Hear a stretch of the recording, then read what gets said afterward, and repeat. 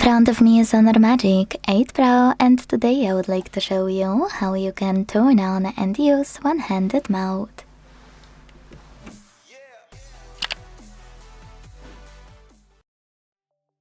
First of all, go into Settings and scroll all the way down right away.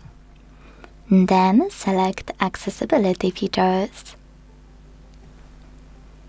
When you're ready, click on one-handed mode at the top and activate it thanks to gray switcher next to one-handed mode. Then follow all of those instructions to use it.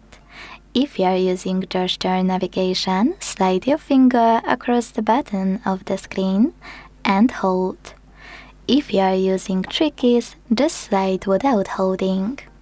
So when I do that, I can see that one-handed mode is working properly.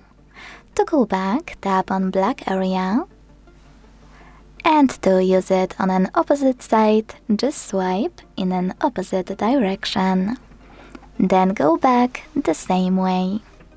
If you wanna disable one-handed mode completely, click on blue switcher until it's gray. Thanks so much for watching. If you enjoyed this video, leave a like, comment and subscribe. Bye!